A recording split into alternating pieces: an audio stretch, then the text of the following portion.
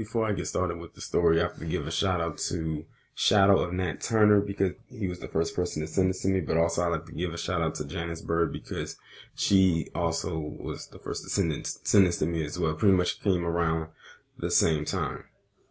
Now, this is a story that I was never going to talk about, to be completely honest. But now with this new information that has come out, I can honestly say that I have to put my 2 cents into it. In this image, you have the picture of a man by the name of Sean Suiter. As you can tell by the side of his name, it says he was a part of the Baltimore City Police Department. And he was killed last week on November 17th. Just in the line of fire, he was killed. Things like that happen. It just happens. But they put a lot of media attention, especially on a local level, around this particular case. And I was like, why do they keep putting a lot of attention around this case? I said, what makes this guy so special? And I was like, okay, maybe, and especially since he's a black officer, they don't like to put a lot of emphasis around them unless they claim that the shooter was indeed black. And then of course they'll blow it up even then. But I said something else just that is a little bit off, but I really couldn't put my finger on it, and I just kind of left it alone. And then this new recent development came out, and I was like, okay, now it's all starting to make sense. So apparently Sean Suiter was set to testify before a grand jury the very next day after he got shot in an indictment against 8 officers for wrongdoing in a case that happened years ago. Or something that happened years ago. And then you put 2 and 2 together and it's like, oh, they were trying to silence him. So in my opinion, and I think a lot of other people, I truly believe that this guy was targeted and they made it look like it was some kind of incident gone wrong. And now they're going to most likely try to pin it on the first black guy that they can see. So to the black men that are up in the Baltimore area, y'all need to be careful because they might just say, oh, this person looks like I can pin this on him. Let me just put it on him. Or what they're probably going to do is they're going to find some sucker to try to pay off in order to take the fall for this, in order to get away from, to keep their hands clean. Obviously, this man's testimony would have been enough to indict these officers or at least put them in jail for the most part. So he was a threat. And when it comes to whistleblowers in that department, they will find a way to get rid of them, whether it is to fire them or to run them out of town, or in this case, kill them. Now, what I'm going to go ahead and do is I'm going to read the article and we can get a little bit more perspective about this. Slain Baltimore homicide detective Sean Suiter was scheduled to testify before a grand jury in the case against a squad of indicted officers. Baltimore Police Commissioner Kevin Davis confirmed Wednesday evening. The new information brings together 2 cases that have sent shockwaves through the city, law enforcement, and the city as a whole. The indictment of 8 members of an elite gun task force who are accused of shaking down citizens for years and conspiring with drug dealers, and the first killing of an on-duty officer by a suspect in 10 years. Now, look at that part where it says shaking down citizens for years and conspiring with drug dealers. That has them going after and targeting black people written all over it. Now, this is something that people who are in the black community, especially in the Baltimore area, have been saying for years, that that's what they have been doing. They've been saying that for a very long time. And this guy obviously knew about it, and he was going to look, I can't take this anymore. I have to say something. They got out and they dealt with him. I'm almost certain that that's what happened. But watch this next sentence. But Davis said authorities have no reason to believe Suiter's killing was connected to his pending testimony. That is some bullshit. I think it had everything to do with it. I mean, it's too obvious. I mean, this comes out after he was killed and he was supposed to testify, the next day or within that week? And they had to silence him.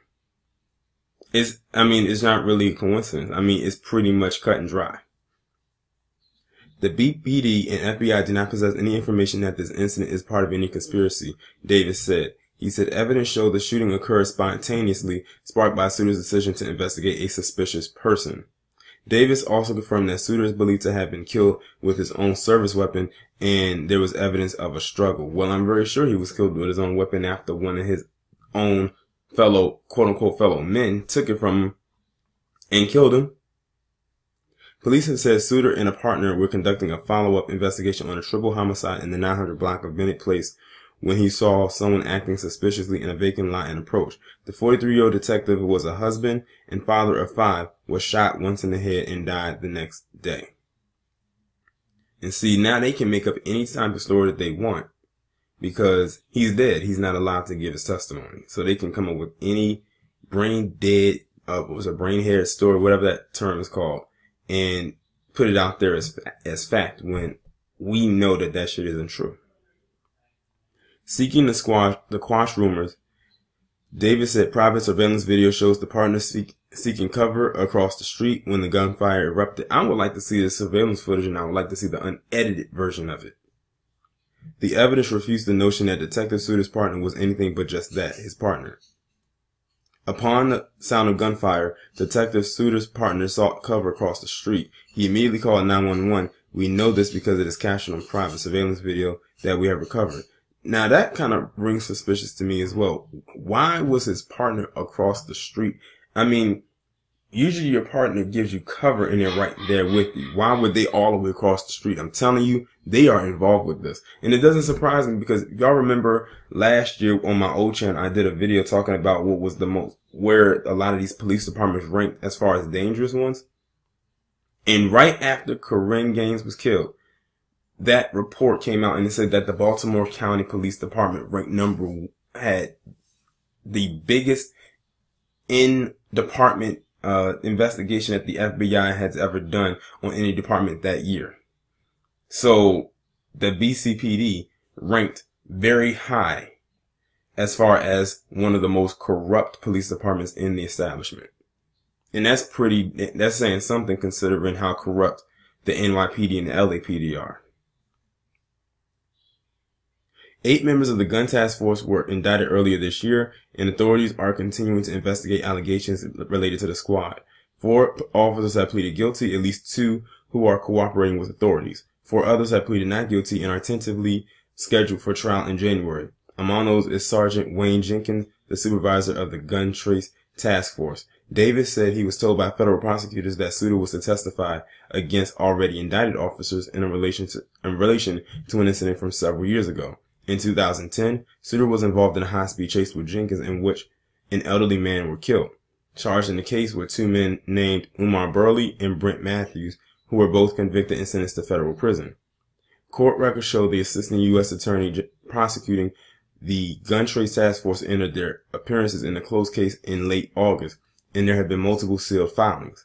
The U.S. Attorney Office in Maryland declined to comment Wednesday night. State records show Suiter made dozens of arrests with Detective Maurice Ward, one of the officers who had pleaded guilty in the Gun Trace Task Force case between 2007 and 2009. He made 2 arrests in 2008 with Detective Mamadou Gondo and 3 arrests in 2010 with Jenkins.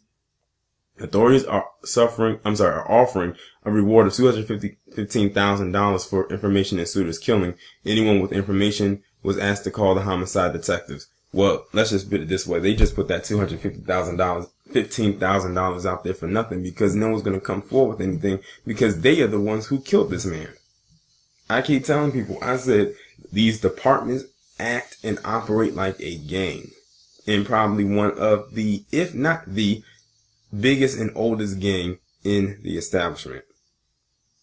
I'm going to stand by my word and say that this man was set up by that department because of what he knew and what he was about to tell on that stand. It's no coincidence that he was getting ready to testify against those officers and then boom, he's dead. That's just like when they kill these judges and they die out of quote unquote mysterious ways and then they claim that they committed suicide. It's like I said, something about this just does not seem right. But I do offer my condolences to his family and his friends, you know, his associates that were not setting him up, I should say. But y'all let me know what you think down in the comments. Like, share, subscribe. The links to my email, PayPal, and Patreon, as well as this article will be in the description. have your notifications turned on.